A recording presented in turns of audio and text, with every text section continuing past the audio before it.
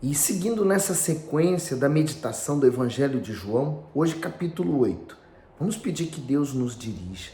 Ó Deus e Pai, o Senhor é luz, abre os olhos do nosso entendimento para enxergarmos aquilo que o Senhor vai nos revelar pela Tua Palavra. Amém. No versículo 1, Jesus, porém, foi para o Monte das Oliveiras, e pela manhã cedo tornou para o templo, e todo o povo vinha ter com ele, e assentando-se, os ensinava. Os escribas e fariseus trouxeram-lhe uma mulher apanhada em adultério, e pondo-a no meio, disseram-lhe: Mestre, essa mulher foi apanhada no próprio ato adulterando. E na lei nos mandou Moisés que as tais sejam apedrejadas. Tu, pois, que dizes?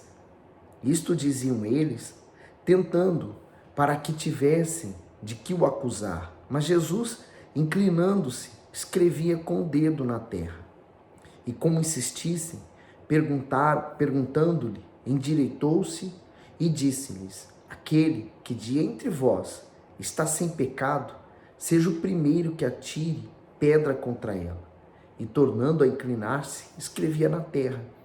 Porém, ouvindo eles isto, acusados pela consciência, saíram um, a começar pelos mais velhos até os últimos. Ficou só Jesus e a mulher que estava no meio.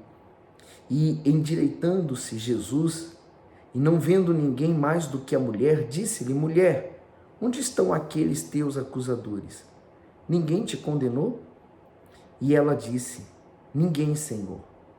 Disse-lhe Jesus: Nem eu também te condeno. Vai-te e não peques mais. Falou-lhe, pois, Jesus outra vez, dizendo: Eu sou a luz do mundo. Quem me segue não andará em trevas, mas terá a luz da vida. Que maravilhoso o exemplo dessa mulher, né? Eles queriam testar Jesus, fazer com que Jesus condenasse ela. Olha o que o bispo Macedo diz aqui no comentário do versículo 11. Não peques mais. A prova do genuíno arrependimento está no abandono total da vida pecaminosa. Aqueles que verdadeiramente estão arrependidos não apenas demonstram isso com confissão, lágrimas e pesar, mas sobretudo com a mudança na maneira de pensar e agir. Sabe, aqueles homens, eles queriam testar Jesus porque duas coisas poderiam acontecer. Se Jesus dissesse assim: bom, de acordo com a lei de Moisés, então apedrejem a ela. Estaria certo, não estaria errado. Era o que estava na lei de Moisés, apedrejar aquele que fosse encontrado em flagrante adultério. Mas ali havia uma falha. Pegaram a mulher, mas não pegaram o homem. Aonde eles colocaram o homem? Porque teria que ser os dois apedrejados juntos. Então, primeira falha. Segunda, se ele mandasse apedrejar ela, então Herodes, aquele que reinava a mandado de Roma, iria matar Jesus. Porque ninguém poderia matar uma pessoa sem antes consultar o governador. Então, eles queriam que Jesus falasse para matar, para que ele pudesse, então, ser pego por Roma. Mas, se eles dissessem: não, isso é coisa do passado, ela agora está perdoada, porque quantos Jesus não tinha perdoado os pecados? Então, eles imaginaram: vamos fazer isso, Jesus vai perdoar os pecados dela, e aí a gente pega ele, porque aí ele está infringindo uma lei da Bíblia, uma lei da palavra de Deus. Mas o Senhor já conhecia o coração de cada um daqueles que pegou uma pedra e estava pronto para tirar. Sabia que aquelas pessoas que ali estavam também tinham cometido pecados talvez piores do que o daquela mulher. Então, quando ele falou: quem não tem pecado, que então atire a primeira pedra, ele desafiou a consciência daqueles homens.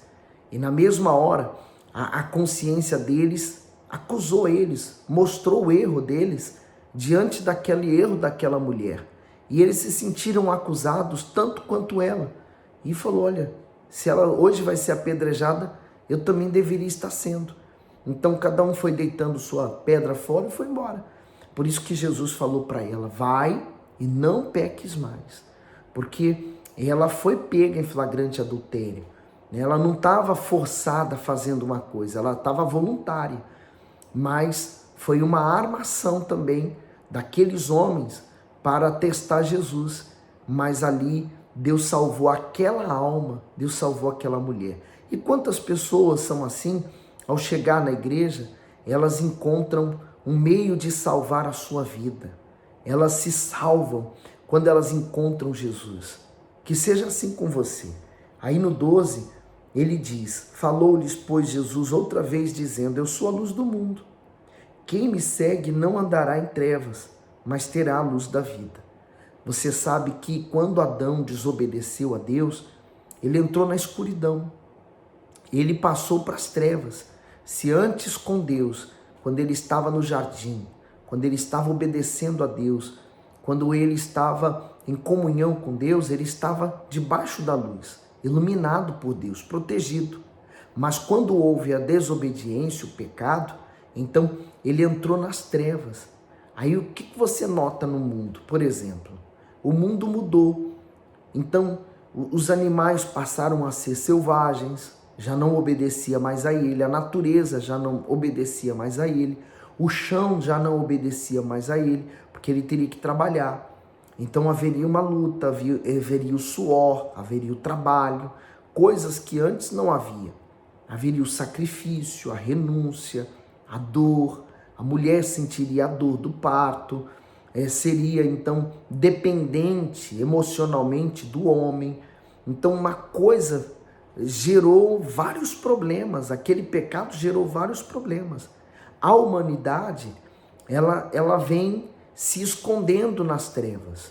Mas Jesus, quando ele veio trazendo a luz. Quem aceitou Jesus entrou na luz, foi salvo. Mas quem rejeitou a luz continuou nas trevas e perdeu a salvação.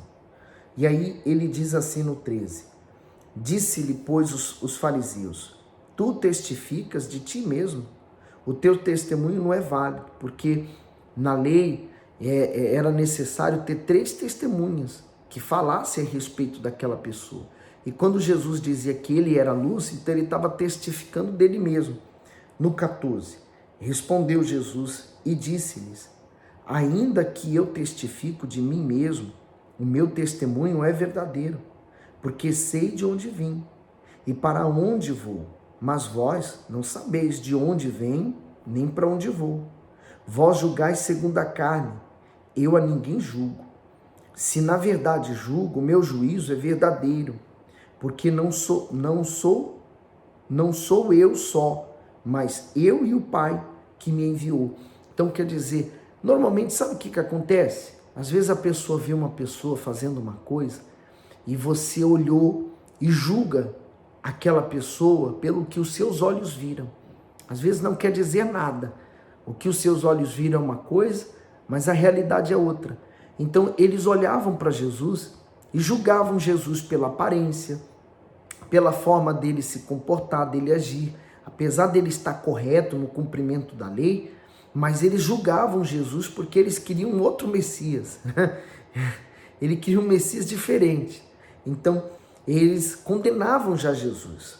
Aí ele diz assim no 17, e na vossa lei está também escrito que o testemunho de 2 homens é verdadeiro. E eu sou o que testifico de mim mesmo. E de mim testifica também o Pai que me enviou. Disseram-lhe, pois, onde está teu Pai? Jesus respondeu, não me conheceis a mim, nem a meu Pai. Se vós me conhecesseis a mim, também conheceríeis a meu Pai. Estas palavras disse Jesus no lugar do tesouro, ensinando no templo, e ninguém o prendeu, porque ainda não era chegada a sua hora.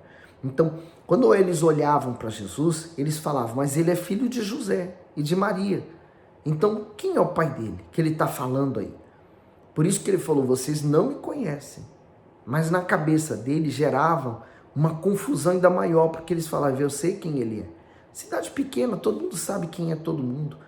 Mas ele falava, vocês não sabem quem eu sou e nem quem é meu pai. Se eles conhecessem a Jesus, quer dizer, se eles obedecessem o que Jesus falava, eles iriam conhecer o próprio Pai, que eles estavam ali no templo adorando, mas eles adoravam quem eles não conheciam. No 21, disse-lhe, pois, Jesus outra vez: eu retiro-me e buscar-me-eis, e morrereis no vosso pecado. Para onde eu vou, não podeis vós ir. Dizia, pois, os judeus: porventura quererá matar-se a si mesmo? Pois diz: para onde eu vou, não podeis vir? E dizia-lhes: vós sois de baixo, eu sou de cima. Vós sois deste mundo, e eu não sou deste mundo. Sabe, eu quero fazer um paralelo aqui a esse versículo. Ele falou que ele é lá de cima, mas aqueles homens religiosos eram aqui de baixo. Eu posso comparar a pessoa que é nascida de Deus e a pessoa que é nascida da carne. A pessoa que nasceu de Deus, o que aconteceu com ela? A natureza dela, o homem interior dela, morreu para esse mundo. Então, as coisas desse mundo deixam de ter valor para ela. Por exemplo, a pessoa que trabalhou muito e conquistou bens materiais, seja ele dinheiro, seja ele móveis, enfim, seja o que for, a pessoa que é nascida da carne, ela se agarra a isso com unhas e dentes, ela fala: eu conquistei, eu construí isso, foi com meu suor, foi com meu dinheiro, foi com meu trabalho, não quero dar para ninguém. Então ela quer proteger o que ela conquistou. E quando ela vê o dinheiro dela se perdendo, ou, por exemplo, se ela chegou a uma idade, ela tem filhos, e ela vê os filhos desperdiçando o que ela conquistou, aquilo é como se fosse uma facada entrando na pessoa, porque mexe com ela. Por exemplo, a pessoa que é nascida da carne, ela vê, por exemplo, uma outra pessoa fazendo mal para ela, causando injustiça para ela, ou difamando a ela, então aquilo mexe com ela, aquilo mexe com o ego dela, ela não aceita. Agora vamos para o inverso. A pessoa que nasceu do Espírito é porque ela morreu para esse mundo. Então as coisas para esse mundo, para ela, já não tem valor. Ela pode trabalhar e conquistar, mas se por um acaso ela perder, ela não vai perder a salvação por causa daquilo. Ela vai lutar de novo, vai conquistar de novo, porque ela sabe que o mesmo Deus que deu condições para ela alcançar aquilo, vai dar novamente condições para ela alcançar novamente, talvez até em dobro. Se a pessoa tem um familiar, ela não se agarra ao familiar, porque ela sabe que aquele familiar que ela tem, seja um filho, seja um pai, seja um irmão, seja alguém que ela ama muito, mas se esse alguém vier a morrer, ela não está agarrada àquela pessoa. Por quê? Ela sabe que aquela pessoa está emprestada a ela, não é dela. Então, essa é a diferença. O nascido da carne continua preso às coisas do mundo. Já o nascido do Espírito morreu para esse mundo, mas ele valoriza as coisas eternas, as coisas espirituais. Ele é capaz, por exemplo, de sacrificar sua vontade, seus desejos, os seus desejos da carne, para satisfazer o seu espírito, porque ele sabe que se ele satisfazer os desejos da carne, ele vai perder a salvação. Ele vai perder o acesso à eternidade com Deus. Por isso que ele fala assim para aqueles homens religiosos: vós sois de baixo. Em outras palavras, vós sois nascidos da carne. Eu sou de cima, quer dizer, eu sou nascido do Espírito.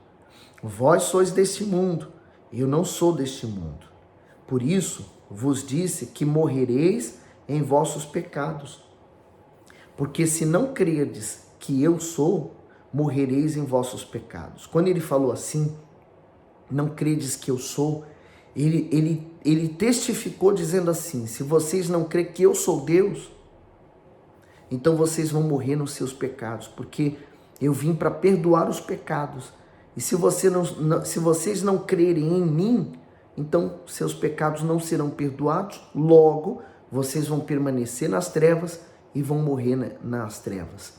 E aí vão perder o acesso à salvação. Olha lá, no 25. Disseram-lhe, pois: quem és tu? Jesus lhe disse: isso mesmo, que já disse, que já desde o princípio vos disse. Muito tenho que dizer e julgar de vós, mas aquele que me enviou é verdadeiro, e o que dele tenho ouvido, isso falo ao mundo. Mas não entenderam que ele lhes falava do Pai. Disse-lhe, pois, Jesus: quando levantardes o Filho do Homem, então conhecereis quem eu sou, e que nada faço por mim mesmo, mas essas coisas falo como meu Pai me ensinou. Então Jesus já estava falando que tipo de morte ele teria, que era ser crucificado. Naquele tempo, a crucificação era a pior das mortes. Era para as piores pessoas que existem na face da terra. A crucificação, ninguém, nem o pior bandido merecia a crucificação. Ele preferia morrer enforcado ou com uma facada na barriga ou no peito para morrer rápido do que morrer crucificado, que era a pior morte. Era a mais desprezível de todas. No 29, e aquele que me enviou está comigo, o Pai. O Pai não me tem deixado só, porque eu faço sempre o que lhe agrada. O Bispo Macedo diz assim: faço sempre o que lhe agrada. Todos possuem a necessidade de partilhar seus sentimentos, suas ideias e seus sonhos. Mas pode acontecer de nos sentirmos solitários, mesmo estando rodeado de pessoas. Da mesma forma, embora o Senhor Jesus tivesse a companhia dos discípulos, nos momentos de dor não era com eles que contava. Ele sabia que era o seu Pai que o compreendia como ninguém e que em tempo algum o abandonaria. A única separação deles foi na cruz. Sua comunhão perfeita e profunda com Deus era comprovada pelo desejo de fazer tudo para lhe agradar. Aqueles que fazem a vontade de Deus nunca estão sozinhos. Sabe, eu também vejo o seguinte: faço sempre o que lhe agrada. Pensando nisso, tem pessoas que, por exemplo, elas fazem tudo para agradar o seu ídolo que ela venera. Ela faz tudo para agradar o seu marido ou a sua esposa, faz tudo para agradar o seu filho, porque ela considera o filho, ela considera o marido, ela considera essa pessoa que ela ama. Então, ela vive em função disso, de agradar aquela pessoa, né? Então, toda a vida dela gira em torno dela. A necessidade dela, a carência dela depende daquela pessoa, por isso que ela sofre. Quando a pessoa faz a vontade de Deus, então ela procura, ela se preocupa em fazer a vontade de Deus e somente isso. A pessoa que faz a vontade de Deus, ela vai tratar o seu marido ou a sua esposa como um rei, como uma rainha. A pessoa que faz a vontade de Deus vai ser a melhor mãe, o melhor pai, a melhor esposa, o melhor esposo, vai ser o melhor familiar. Então, quando você tem essa preocupação, eu vou agradar a Deus acima de todas as coisas, Deus vai suprir todas as suas necessidades, todas as suas carências. Você vai estar forte o suficiente para ajudar aqueles seus familiares que ainda estão nas trevas. Olha só o que ele diz aí, no 30. Dizendo ele essas coisas, muitos creram nele. Jesus dizia, pois, aos judeus que criam nele: se vós permanecerdes na minha palavra, verdadeiramente sereis meus discípulos. E conhecereis a verdade, e a verdade vos libertará. Está entendendo agora? Quer dizer, quando você ouve a palavra de Deus, como você está ouvindo, lendo, ouvindo, porque quando nós meditamos, estamos ouvindo a palavra de Deus. Então, quando você medita nessa palavra, o que ocorre dentro de você no mesmo instante? Você está ouvindo a palavra e está assimilando.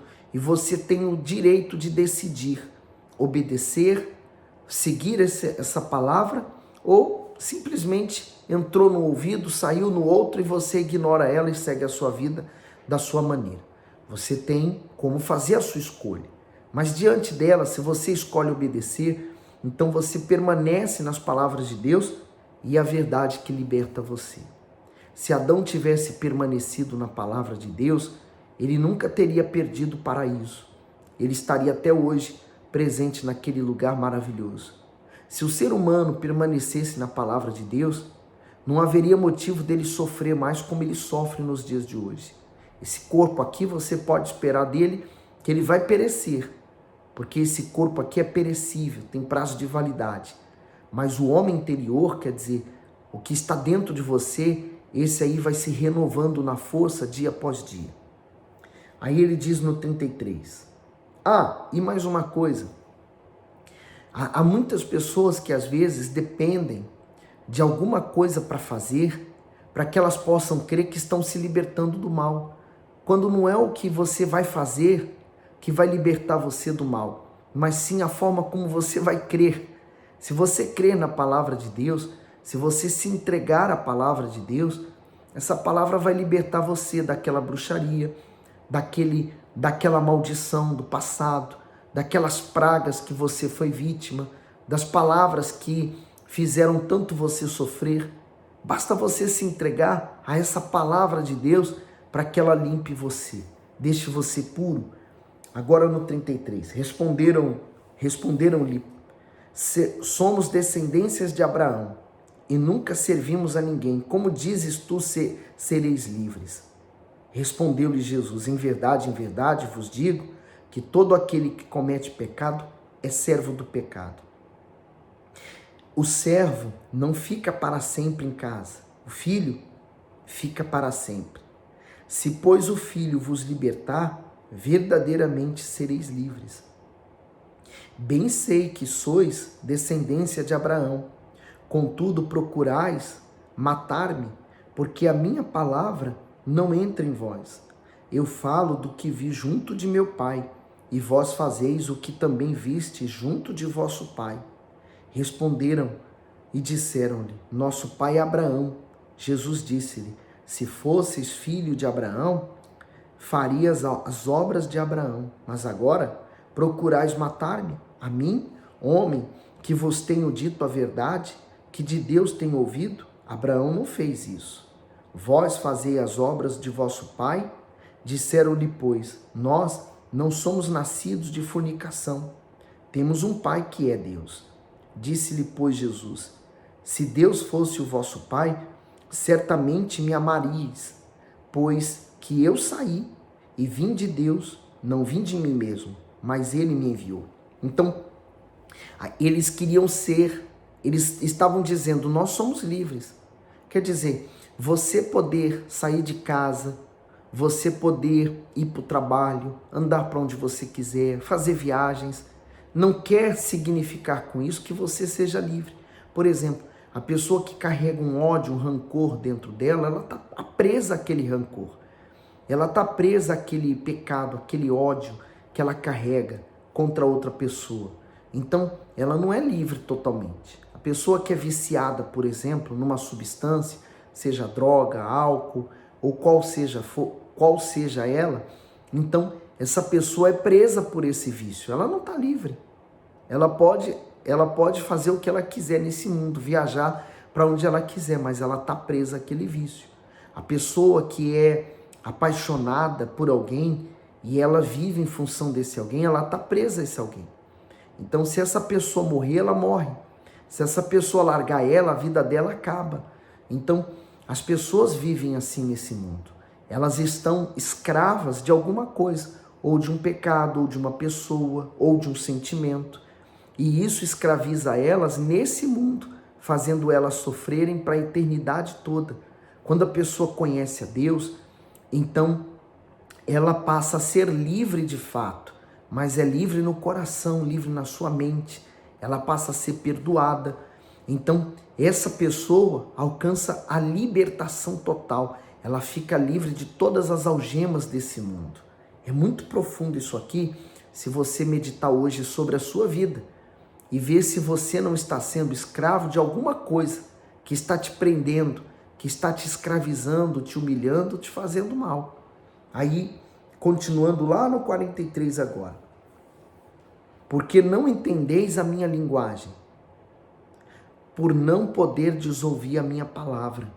Vós tendes por pai ao diabo, e quereis satisfazer-lhe os desejos do vosso coração. Ele foi homicida desde o princípio, e não se firmou na verdade, porque não há verdade nele. Quando ele profere mentira, fala do que lhe é próprio, porque é mentiroso e pai da mentira. Mas, porque vos digo a verdade, não me credes. quem dentre vós me convence de pecado? E se vos digo a verdade, por que não me credes? Quem é de Deus escuta as palavras de Deus. Por isso, vós não as escutais, porque não sois de Deus. Jesus foi bem duro com eles. Quer dizer, Jesus estava mostrando para eles que o pai deles, sim, biologicamente, né, por eles serem a nação de Israel, era Abraão, tá certo. Mas o pai, em espírito deles, era o próprio diabo, porque a ação deles, a atitude deles e o desejo que estava no coração deles de matar Jesus revelava quem era o pai dele, que era o diabo. Por exemplo, a pessoa que mente, a pessoa que adultera, a pessoa que faz as coisas erradas, a pessoa que carrega o ódio no coração. O pai dela não é Deus, é o diabo. Aí você pode até me dizer, poxa, essas palavras são duras, mas é a verdade que vai libertar você desse sistema que você entrou e que você está vivendo hoje. Se você aceitar essas palavras, como aqueles homens não estavam aceitando as palavras de Jesus, mas se hoje você aceitar essas palavras, agora mesmo, aí onde você está, você fica livre do mal. Então ele falou assim, se eles fossem de Deus, primeiro, estariam escutando Jesus e ouvindo a ele e obedecendo. Responderam, pois, os judeus, no 48, e disseram-lhe, não dizemos nós bem que é samaritano e que tens demônio? Quer dizer, acusaram Jesus, né? Falaram que ele era endemoniado. Claro, né? Eles se sentiram acusados com tudo que estava ali acontecendo. No 49. No 49, Jesus respondeu, eu não tenho demônio, antes honro meu Pai e vós me desonrais. Eu, porém, não busco a minha glória, há quem a busque e julgue. Em verdade vos digo que se alguém guardar a minha palavra, nunca verá a morte. Tá vendo? Por isso que Jesus morreu na cruz, para garantir que nós nunca venhamos morrer. Nós que somos salvos. Se você está salvo, eu não preciso falar para você que está salvo. Você tem essa certeza dentro de você, porque o Espírito Santo que está em você te dá essa certeza. Mas se há dúvida, é porque você não está salvo. E aí você precisa buscar com toda a sua força, com toda a sua energia, a salvação. No 52, disseram-lhe, pois, os judeus, agora conhecemos que tens demônio. Morreu Abraão e os profetas, e tu dizes, se alguém guardar a minha palavra, nunca provará a morte? Quer dizer, eles viviam só por aqui. Quer dizer, para eles não existiria uma outra vida após esta. Então eles viviam aqui. Quantos anos? 80? 60? 50? 100 anos? 110 anos? Que seja. Mas era o que eles viviam. Então eles viviam em função desse mundo só. Eles não acreditavam no mundo após este. Um mundo onde eles poderiam viver eternamente com Deus. E aí ele diz lá, ó, no 53, és tu maior do que o nosso pai Abraão que morreu? E também os profetas morreram? Quem te fazes tu ser? Jesus respondeu, se eu me glorifico a mim mesmo, a minha glória não é nada. Quem me glorifica é meu Pai, a qual dizeis que é vosso Deus. E vós não o conheceis, mas eu conheço. E se disser que o não conheço, serei mentiroso, como vós, mas conheço e guardo as suas palavras. Sabe por quê? A fé desses homens estava apoiado no que eles faziam. Então, o que eles faziam justificava eles falarem assim, eu conheço a Deus e Deus está comigo, mas Deus não estava com eles, porque as atitudes dele, o que eles carregavam dentro do coração deles era frutos maus. Então Jesus agora está trazendo como se fosse uma nova doutrina. Não é o que vocês fazem que é importante, é quem vocês são. Então, olha lá o que ele diz no 55. E vós não o conheceis, mas eu conheço. E se disser que não o conheço, serei mentiroso, como vós. Mas conheço e guardo as suas palavras. Então, quando eles diziam que conheciam a Deus, eles não conheciam coisa nenhuma. Estavam mentindo, né? Porque quando eles carregavam ódio, eles estavam adorando e agradando o próprio diabo. Quando eles falavam mentira, eles estavam agradando o diabo. Quando eles maltratavam as pessoas, eles estavam fazendo coisas que agradavam o diabo. Então o diabo era o pai deles. Olha o 56. Abraão, vosso pai, exultou por ver o meu dia, e viu, e alegrou-se. Disseram-lhe, pois, os judeus: ainda não tens 50 anos, e viste Abraão? Disse-lhe Jesus: em verdade vos digo, que antes que Abraão existisse, eu sou. Então pegaram pedras para lhe atirarem. Mas Jesus ocultou-se e saiu do templo, passando por meio deles, e assim se retirou. Quando ele falou assim, eu sou, ele falou assim, eu sou o próprio Deus, eu sou a palavra, eu sou aquele que criou todo o universo, eu sou aquele que viu Abraão nascer, eu vi Abraão quando cresceu, quando se desenvolveu, e eu o chamei. Então, aqueles homens se irritaram, porque Jesus estava falando, eu sou o Messias, eu vim aqui para salvar. Mas eles não aceitavam Jesus de jeito nenhum. E perderam a oportunidade de serem salvos. Minha amiga, meu amigo, não perca a sua oportunidade de ser salvo. Você tem essa oportunidade hoje e agora. Se você sente, se você tem essa percepção aí dentro de você, eu não estou salvo, há uma dúvida se eu estou salvo ou não. Basta você pensar, se eu morresse agora, qual seria o sentimento que você tem dentro de você? De dúvida? Será que você seria salvo? Então você deve dobrar seus joelhos e clamar pela salvação agora. Porque para morrer basta estar vivo. Se você está salvo, levanta suas mãos aos céus, agradeça ao Senhor Jesus que morreu na cruz para nos salvar. Deus abençoe e ilumine você.